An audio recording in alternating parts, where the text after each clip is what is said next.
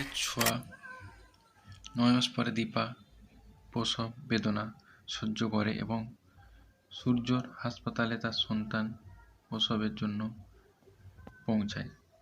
মিশকা এই খবর জানতে পারে এবং তাকে একটি মারাত্মক ইঞ্জেকশন দিলে তাকে হত্যা করার চেষ্টা করে। সূর্য বেঁচে যায় এবং রূপা এবং সোনা নামে যমজ কন্যার জন্ম দেয়। লাবাঙ্গা এবং প্রবীর সোনাকে নিয়ে যায় কারণ সে মনে করে সূর্যর আর্থিক সাহায্য ছাড়া দীপা তার উভয় সন্তানের ভরণপোষণ করতে পারবে না। সূর্য তাকে দত্তক নেওয়ার জন্য সোনাকে এতিম হিসেবে উপস্থাপন করা হয়। মিশকা সূর্যর চারপাশে ঘুরে বেড়ায় এবং তাকে বিয়ে করার জন্য কৌশলে ব্যবহার করে। দীপা তাদের বিয়ে বন্ধন করে দেয়, কিন্তু সূর্য তাকে নির্মমভাবে অপমান করে এবং সে তাকে চিরতরে ছেড়ে যাওয়ার সিদ্ধান্ত নেয়। সূর্য এখনও দীপার প্রেমে পড়ে মিশকার পরিকল্পনা ব্যর্থ করে মিশকাকে বিয়ে করতে অস্বীকার জানায়।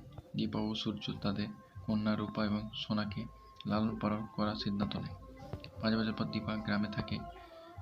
সেখানে রূপা এবং সূর্য থাকে আর সোনার সাথে সেনগুপ্তা পরিবার থাকে।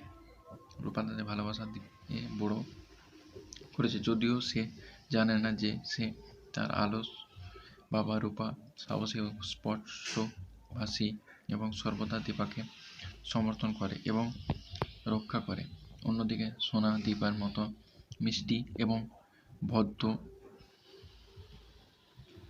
মিশকা এখনও বন্ধুত্বের অজুহাত দেখিয়ে সূর্যর চারপাশে ঘুরতে বেড়ায় এবং সোনার প্রতি যত্নবান হওয়ার ভান করে, যাতে সূর্য তার বিয়ের জন্য তার অনুমোদন পায়। কারণ সে এখনও তার আবেশে আটকে আছে, কিন্তু তার প্রচেষ্টা কোনো ফল দেয় না, কারণ সোনা তার আচরণের মধ্যে দিয়ে দেখতে পায় লাবণ্য দীপাকে খুঁজতে এবং সে তাকে এবং রূপাকে দীপা এবং সূর্যর সাথে একত্রিত করতে চায়, যাতে পুরো পরিবার পূর্ণ হয়। দীপা যে গ্রামে থাকে সেখানে স্বাস্থ্য শিবিরে যাওয়ার সময় রূপাকে সাথে লাবণ্য, সূর্য এবং সোনার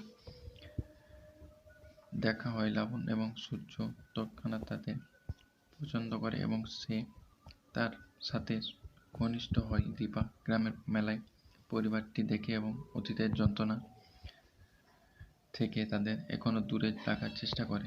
মিশকা এবং দীপা পথ পাড়ি দেয় এবং তাদের সংঘর্ষের সময় দীপা সেনগুপ্তা পরিবারে তার স্থানের জন্য লড়াই করার প্রতিজ্ঞা করে। এই হুমকির মুখে মিশকা তার পুরনো পথে চলে যায় এবং দীপাকে হত্যা করার সিদ্ধান্ত নেয়।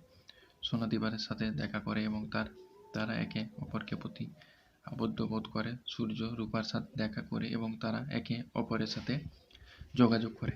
দীপা সূর্যকে এড়িয়ে চলতে থাকে কারণ সে তার অতীতের কথা বলতে চায় না। রূপাকে রক্ষা করার জন্য সে তাকে তার ভাগ্নি হিসেবে অভিনয় করতে বাধ্য করে, যাতে সূর্যর রাগ এবং মিশকার চক্রান্ত থেকে তাদের দূরে রাখা যায়। মিশকা আবিষ্কার করে যে রূপা দীপার মেয়ে এবং তাদের দুজনে হত্যা করার সিদ্ধান্ত নেয়।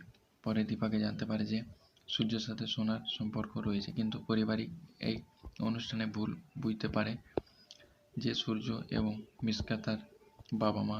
পরে পুরো সেনগুপ্তা পরিবারে দীপাকে দেখে এবং তারা তাকে আবার দেখতে পেয়ে খুশি হয়। শুধুমাত্র উর্মি দীপার কাছে তার জায়গা হারানোর ভয় পায়।